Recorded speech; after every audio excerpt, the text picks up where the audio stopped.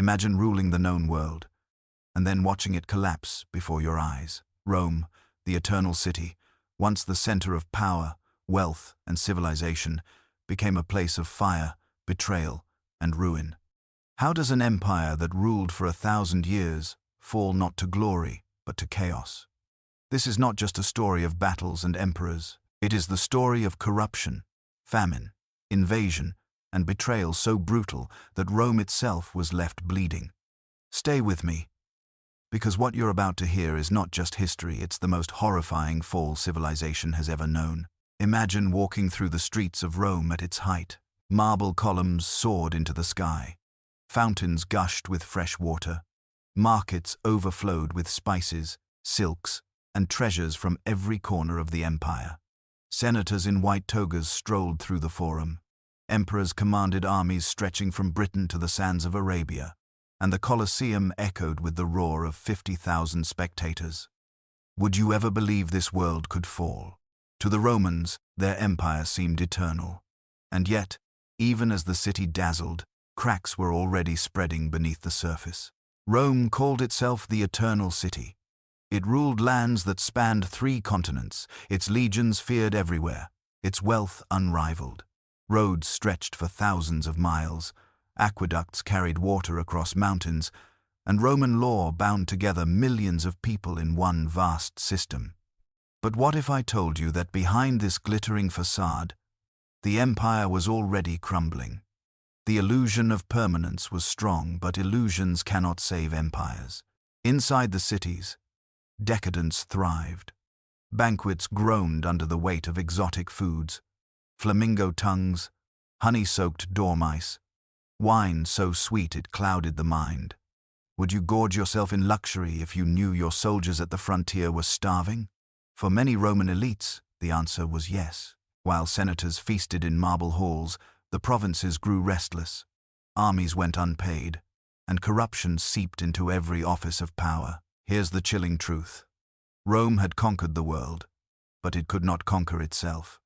Its size was its strength and its weakness. Borders stretched too far, armies spread too thin. Barbarians pressed from the north and east, while deserts and seas isolated distant provinces. Communication faltered, loyalty frayed, and the empire's massive wealth bled away into endless wars and decadence. Would you call it power, when holding it drained you dry? And still, the people believed Rome would last forever. The city itself was a miracle. Imagine aqueducts arcing high above valleys, bringing rivers into the city. Imagine streets lit with torches, bustling with merchants shouting in dozens of languages. Imagine the Colosseum on a festival day, gladiators clashing, wild beasts tearing men apart, the crowd thundering like a living storm. How could such a place ever fall to ruin? To see Rome was to believe in eternity. But eternity is a lie. The army, once Rome's backbone, had changed.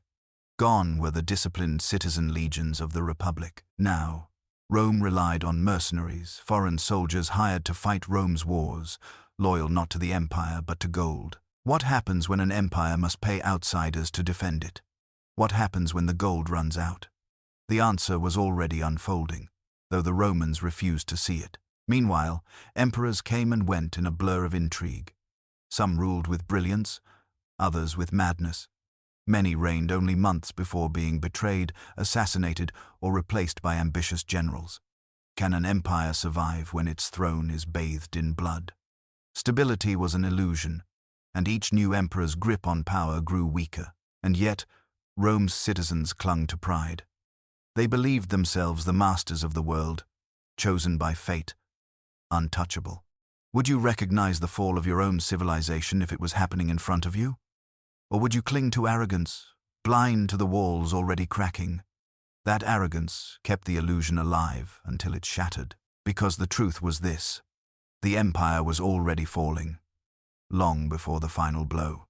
Economic decay hollowed its wealth, corruption devoured its politics, enemies pressed harder at its borders, and the very people meant to defend Rome were selling it piece by piece. The empire was bleeding from within, but the world only saw the marble, the gold, the power. This is the golden illusion, a world that looked eternal but was already dying. And when the first enemies came crashing through the frontiers, the illusion collapsed into fire and ash. Because no empire, no matter how great, can ever escape its own decay. What happens when the greatest empire the world has ever known finds enemies at every border?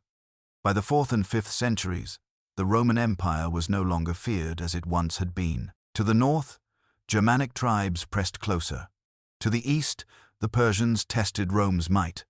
And from the steppes of Central Asia came a storm unlike anything Rome had ever seen: the Huns. Would you feel safe behind Rome's walls, knowing that death was riding straight toward you? The Goths came first. Fleeing the advance of the Huns, they begged Rome for sanctuary. But Rome, bloated with arrogance, mistreated them, starving them, extorting them, turning desperate refugees into bitter enemies. And what happens when the hungry are betrayed by those they trusted? They take revenge. In 378, the Goths rose in rebellion, clashing with Rome at the Battle of Adrianople. There, the unthinkable happened. A Roman emperor, Valens, was slaughtered on the battlefield, his army annihilated. Imagine the shock. Rome, the eternal conqueror, crushed by the very people it thought it controlled. But the nightmare didn't stop. The Vandals swept across Spain and into North Africa, seizing the grain fields that had fed Rome for centuries. How long can a city live when its breadbasket is in enemy hands? Rome's citizens felt the hunger creeping in, the panic of seeing ships no longer docking at their harbors. And then came the Huns. Led by Attila, they were unlike any enemy Rome had faced before. Picture them, horsemen riding like thunder across the plains, their arrows blotting out the sun, their reputation so terrifying that entire cities surrendered without a fight. The Huns didn't just invade, they devoured.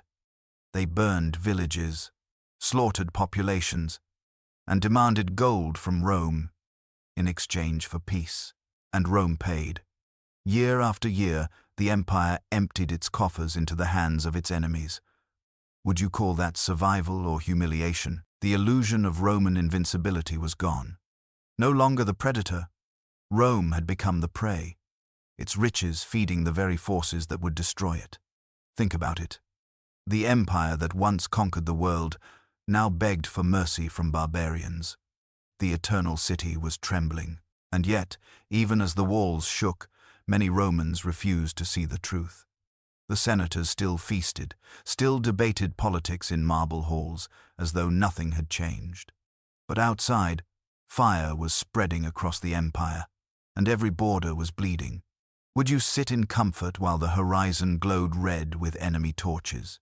Rome was trapped, its armies stretched thin, its treasury drained, its enemies multiplying. This was the turning point, the moment when Rome's enemies no longer feared it, but hunted it. And soon, the hunters would break through the gates. What destroys an empire faster, an army at the gates, or rot in its own heart? For Rome, the answer was both. Even as barbarians pressed on its borders, the empire hollowed out from within. Would you believe that while citizens starved, senators drowned in luxury? That while soldiers went unpaid, emperors lavished gold on games, feasts, and palaces? Rome's greatest enemy was not only the sword, it was itself. The economy cracked first. Endless wars drained the treasury.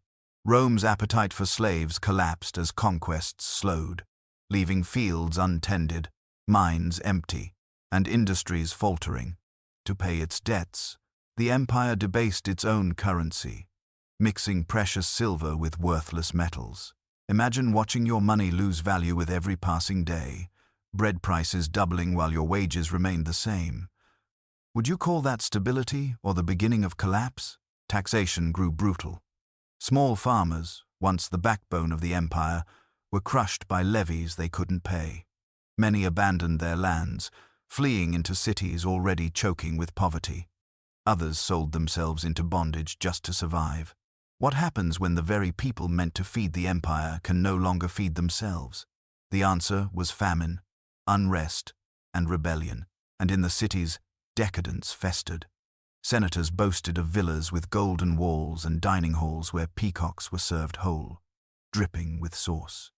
Meanwhile, beggars rotted in alleys, plague spread in crowded slums, and the empire's leaders turned a blind eye. Would you trust rulers who feasted while their people starved? For many Romans, faith in leadership dissolved long before the empire itself did. Corruption ran deeper still. Generals bought loyalty with bribes, soldiers deserted when pay ran dry, and political offices were sold to the highest bidder. What happens to justice when law itself is up for sale? Rome's proud system of order dissolved into greed, its courts filled with liars, its governors more loyal to their pockets than to their people. And then came the emperors. Some were strong, but too many were weak, cruel, or mad. One after another, they were poisoned, stabbed, strangled, overthrown. How long can an empire survive when its throne is soaked in blood? At times, Rome saw multiple emperors in a single year, each clawing for power, each leaving the empire weaker than before. Religion, too, became a battlefield. Pagan traditions clashed with the rise of Christianity. Temples were smashed, old gods abandoned, churches rose in their place. Faith itself split communities, turned neighbor against neighbor, and drained resources into new conflicts. Would you fight for your gods while your empire burned around you? Many did, tearing Rome apart in spiritual civil wars while the real war pressed at the borders. Here's the chilling truth. Rome was collapsing long before its enemies entered the gates. The empire had eaten itself alive, its wealth wasted, its morals corroded, its people crushed beneath the weight of greed and fear. It looked strong on the outside, but inside, it was already dead. And when the enemies returned, Rome was too weak to fight back. Because the final act of Rome's fall was not decided by swords alone, it was sealed by betrayal. What happens when the empire that once ruled the world can no longer rule itself? By the 3rd and 4th centuries, Rome's greatest enemy wasn't the Goth at the border or the Hun on horseback. It was Rome itself. Emperors rose and fell like seasons. Generals turned their swords against one another, and betrayal became the empire's daily language. Would you trust your commander if you knew he might be plotting your assassination before dawn? In Rome, no one was safe, not even the emperor. The throne, once a symbol of absolute power, became a revolving door of blood. Emperors were crowned in the morning and butchered by nightfall. Guards tasked with protection often delivered the killing blow, selling the purple robe to the next desperate general. Imagine ruling an empire by day, only to be strangled in your sleep by your own soldiers. How long could any government survive like that? Civil wars shattered the empire's strength. Instead of fighting their enemies, Rome's armies fought one another, burning cities, slaughtering civilians, and leaving the borders unguarded. What happens when an empire fights itself while barbarians watch from the outside? The answer is simple. The vultures circle closer. One by one, provinces slipped away. Spain rebelled. Gaul seethed. In the east, rival emperors claimed legitimacy, splitting Rome into fragments. At times, there were 2, even 3 emperors each, declaring himself the one true ruler. Can an empire divided against itself stand? For Rome, the answer was no. The corruption went deeper still. Ambitious generals betrayed their oaths, bribing legions to march on Rome itself. Civil wars weren't rare, they were expected.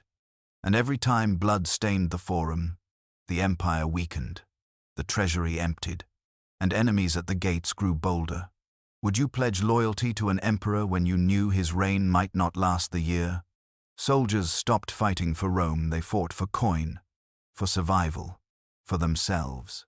Assassinations became grotesque theater. Emperors poisoned during feasts, stabbed in the bathhouse, strangled with their own cloak. Some were paraded through the streets before being hacked to pieces by angry mobs. What message does that send when the most powerful man in the world can be butchered like cattle? Rome's aura of invincibility crumbled with every murder. And while leaders bled each other dry, the people suffered. Cities starved, plague returned, and once proud citizens sold themselves into servitude. Would you still believe in empire when your daily bread was gone, and your leaders tore one another apart for a crown dipped in blood? This is how Rome betrayed itself, not in one dramatic moment, but in endless cycles of treachery. Generals betraying emperors, emperors betraying their people, soldiers betraying their oath. Trust evaporated, unity shattered, and Rome, once mighty, stood hollow. Here's the darkest truth. Rome didn't simply fall. It destroyed itself from within so completely that when the enemy finally came, the city was already broken. And when that enemy marched through the gates, the world would witness something it thought impossible. The eternal city, the heart of the empire, consumed by fire and screams. Imagine living in the greatest city on earth, believing it could never fall, and then hearing the sound of enemy war horns outside your walls. For centuries, Rome had called itself eternal, untouchable. But in the year 410, the impossible happened. The Goths, led by Alaric, breached the gates. Would you believe it? If you saw foreign soldiers marching through streets once reserved for emperors and triumphs, the shock was unimaginable. For 800 years, Rome had stood unconquered, the heart of the empire that ruled the world. And yet, on that night, its defenses failed. Picture it. The gates thrown open, flames leaping into the sky, the screams of citizens echoing through marble streets. The eternal city was no longer eternal. The Goths poured in like a flood. Homes were ripped apart, temples desecrated, treasures stolen. Gold that had been carried from every corner of the empire was seized by men once called barbarians. What happens when the masters of the world become the prey? Women were dragged from their homes, nobles stripped of their wealth. Even the sacred sanctuaries of the gods were plundered. And yet, the violence was not mindless. Alaric's men moved with terrifying purpose. The basilicas of the Christian church were spared, their altars left untouched. Yet the pagan temples of Rome, symbols of its old gods, were desecrated. Would you see this as a sign from heaven or just another humiliation? For many Romans, it felt like divine judgment, as if their gods themselves had abandoned them. Here's the chilling truth. The sack of Rome was not just the fall of a city, it was the death of an idea. If Rome could be plundered, if its streets could burn, then no empire was safe. The illusion of eternity shattered in a single night. Imagine the aftermath. Citizens stumbled through ashes, their homes reduced to rubble, their treasures gone. The proudest city in history had become just another victim of war. Would you still call it the eternal city if you saw corpses piled in its forums, if you smelled smoke where once there was incense? And the humiliation didn't end there. Rome was sacked again, decades later, first by the Vandals in 455, who stripped the city bare, carrying off treasures that had once dazzled the world, then by other tribes who carved up what remained. Each sack drove another nail into the coffin of the empire. How many times can a city rise from ruin before it is no longer itself? For the people of Rome, the sight of barbarians parading through the streets was unthinkable, unbearable. Yet it was real. The eternal city had fallen, and with it, the myth of Roman invincibility. This was not just a sack, it was a signal to the world. Rome was no longer the ruler, it was the victim. And soon, even the title of emperor itself would fade, leaving behind only a boy king and the shadow of an empire that had once ruled the world. Because the true end was still to come. What does the end of an empire look like?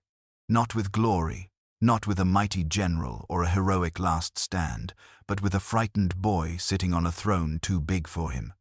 In 476 AD, the Western Roman Empire, once the ruler of the known world, was left in the hands of Romulus Augustulus, a child emperor with no power, no army, and no future. Would you entrust the fate of a 1,000-year empire to a boy barely old enough to shave? Rome did, and it was the last mistake it ever made. The empire he inherited was already a corpse. Provinces had been lost, cities abandoned, and the treasury drained. The great legions, once iron and discipline, had become mercenaries, soldiers for hire who fought for gold, not Rome. And when the gold ran out, they turned on the empire itself. How long can you call it an empire when its own defenders are its greatest threat? Into this chaos marched Odoacer, a barbarian general commanding troops who no longer respected Roman rule. He advanced on Italy with ease. There was no great battle, no desperate defense of the gates. Rome had no strength left to resist. The eternal city that had once commanded millions fell without even a fight. Would you believe it, after centuries of conquest, the empire ended not with war, but with surrender? Odoacer entered Rome and demanded the throne. The boy emperor, Romulus Augustulus, had no choice. Stripped of his crown and royal robes, he was spared, mockingly, perhaps mercifully sent into exile to live out his days in obscurity. The last Roman emperor was not slain in battle. He was dismissed, forgotten, erased. Think of the symbolism. The empire that had produced Caesar, Augustus, and Constantine ended with a boy who never truly ruled. Would history even remember him, if not for the title he carried? Romulus, the name of Rome's mythical founder. Augustulus, the little Augustus, a mockery of greatness. His very name was a cruel joke. Here's the chilling truth. There was no dramatic last stand, no final triumph or tragedy. The Western Roman Empire simply withered away, dismissed by a single barbarian general who saw no need to keep the charade alive. 1,000 years of glory ended with a whisper. And yet, the fall was more horrifying than if Rome had been destroyed outright.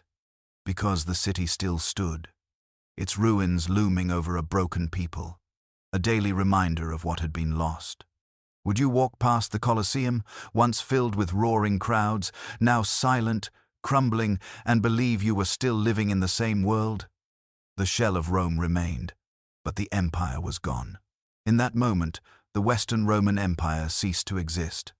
No more emperors, no more senate with real power, only ruins, scattered provinces, and the shadow of a glory that could never return. This was the end of Rome, not in fire, not in triumph, but in humiliation. But the story does not end here, because out of the ashes of Rome's fall, a new world would rise darker, fractured, and haunted by the ghost of the empire. And that ghost would shape history for centuries to come. What happens when the greatest empire in history disappears overnight? For the people of Europe, the fall of Rome was not just the end of a government, it was the end of a world. The institutions, armies, and systems that had kept order for centuries were gone. Would you feel safe waking up in a world without law, without protection, without Rome? The empire had been the glue that held the continent together.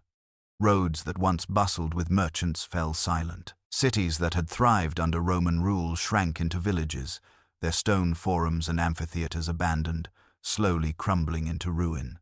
Picture it, a world where grand aqueducts still towered above fields, but no water flowed through them anymore. What use is greatness when no one remembers how to keep it alive? Trade collapsed, markets dried up. With no empire to patrol the seas, piracy thrived. Roads became dangerous, bandits roamed unchecked, and merchants dared not travel. How do you feed a city when no grain ships arrive? How do you clothe a people when no caravans cross the mountains? Entire regions sank into isolation, cut off from one another, as Europe fragmented into tiny, warring kingdoms. For ordinary people, life grew harsher. Without Rome's legions, villages were left to defend themselves against raiders. Without Rome's laws, justice was decided by whoever had the sharpest sword. Without Rome's engineers, buildings fell into ruin, bridges collapsed, and knowledge slipped away. Would you believe that in less than a century, people living among Roman ruins no longer understood how those structures had even been built? Civilization had gone backward. Faith tried to fill the void. Christianity, once persecuted in Rome, now became the only unifying force left. Churches rose as empires crumbled, priests replaced senators, and monasteries preserved scraps of knowledge from a fading world. But even faith could not mask the fear. Was this the punishment of God, or simply the cost of Rome's arrogance? People asked these questions as they huddled in crumbling towns, surrounded by ruins that mocked their new, smaller lives. Here's the truth. The fall of Rome did not create peace. It created centuries of war, famine, and chaos, the so-called Dark Ages. And yet, in the ashes of collapse, new powers began to rise. Kings carved kingdoms from Rome's corpse, warriors fought for thrones, and a new Europe was born, not united, not stable, but scarred by the memory of what had been lost. The world after Rome was not a world of triumph. It was a world of fear. Would you call it survival, if every day felt like the end of the world? That was the inheritance Rome left behind. But Rome itself never truly died. Its ghost lingered in language, in law, in ambition, and that ghost would haunt every empire that followed. What if I told you Rome never truly died? Its emperors are gone, its legions dissolved, its marble shattered into ruins, and yet, everywhere you look, the shadow of Rome lingers. Would you recognize it in your laws, your cities, your language, even as the empire itself has been dust for over 1,000 years? Rome's fall was horrifying, yes, but its ghost proved indestructible. It lived on, not as a kingdom of stone, but as an idea, one so powerful that it haunted the very people who inherited its ruins. Imagine walking through the crumbling Colosseum in the year 800, centuries after the last gladiator fell. Weeds choke the stands, stones lie shattered, yet peasants from villages nearby still wander into its hushed interior and whisper to one another, "Who could have built this? Surely not men like us." Would you feel proud or crushed? To live in the shadow of greatness you could never match. Rome's language lived on. Latin, the tongue of senators, generals, and emperors, split into daughter languages: Italian, French, Spanish, Portuguese, Romanian. Every time someone spoke a Romance language, Rome's ghost whispered between their words. Even English, which grew far away in the muddy fields of Britain, borrowed thousands of Latin words. Would you believe that when you say justice, senator, or even empire, you are still speaking with Rome's tongue? Rome's laws survived too. The great legal codes, written down under emperors like Justinian, became the backbone of European justice. Courts in Paris, London, and Berlin, centuries later, still leaned on Roman definitions of contracts, property, and citizenship. Is it survival when a dead empire's laws outlive its soldiers? Or is it haunting an invisible hand reaching out from the grave to rule the living? And then came the kings. After the fall, new rulers scrambled to rebuild order from Rome's ashes. Charlemagne, crowned Emperor of the Romans in 800 AD, claimed not a new title, but an old one, because no king could imagine legitimacy without Rome. The Holy Roman Empire rose centuries later, carrying Rome's name like armor, as if pretending to be Rome could make them as eternal. Why did every empire after Rome call itself a New Rome? Because the ghost of Rome was too powerful to ignore. And not just in Europe. To the east, Constantinople carried Rome's memory like a torch. The Byzantine Empire, calling itself Romaion, insisted it was the true continuation of Rome, its emperors heirs of Caesar and Augustus. Hagia Sophia rose in their capital, a dome so massive that visitors wept, believing it to be a fragment of heaven. Would you call Byzantium a new empire, or simply Rome wearing new clothes? To its people, there was no question. Rome lived on, though the world called it something else. Even after Byzantium fell, the ghost still shifted. Moscow claimed the title of the Third Rome, its czars calling themselves Caesars, its Orthodox priests declaring the legacy of Rome theirs to carry. From the ashes of one city to another, the ghost drifted, always finding new rulers willing to cloak themselves in its memory. But the ruins themselves may have been Rome's loudest ghost. Picture it, a medieval traveler in the year 1200, walking through Rome, surrounded by crumbling temples and silent forums, arches that reached higher than anything built in his own lifetime. Would he feel awe or despair, knowing he could never rebuild what had already been lost? These ruins whispered every day, "You are smaller, you are weaker, you are nothing compared to what came before." And yet, those whispers inspired ambition. Architects studied the arches and domes, trying to recreate them. Artists carved statues in marble, imitating the ancients. Scholars in monasteries copied Roman texts by candlelight, preserving fragments of knowledge for centuries to come. Can you see it? Even in death, Rome taught the living. Its ghost was both a warning and a guide.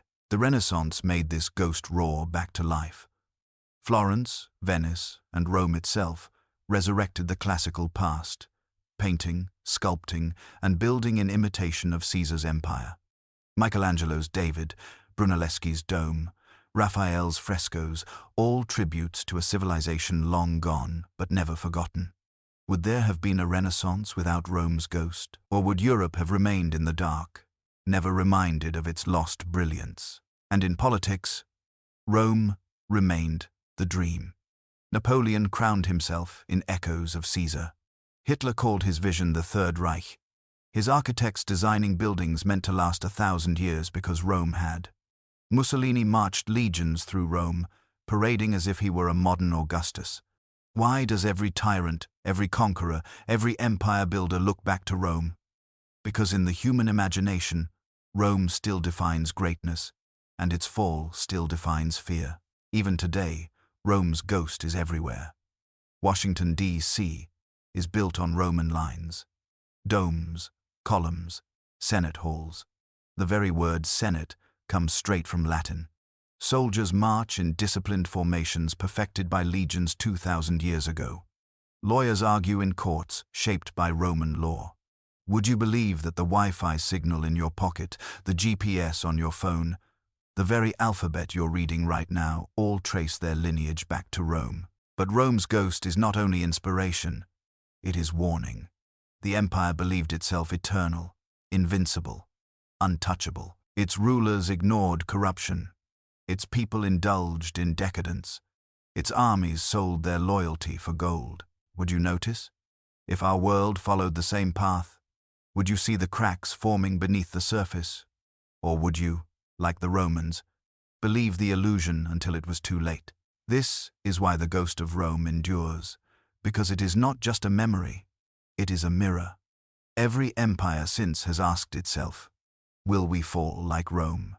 Will we collapse from invasion, corruption, betrayal? Will our cities burn, our leaders crumble, our eternity prove as fragile as theirs? And perhaps the most chilling question of all, is our own fall already underway? Rome's body is gone, its emperor's dust, its legions long silent. But its ghost walks among us in our languages, our laws, our governments, our architecture, our ambitions, and our fears. The most horrifying fall in history never truly ended.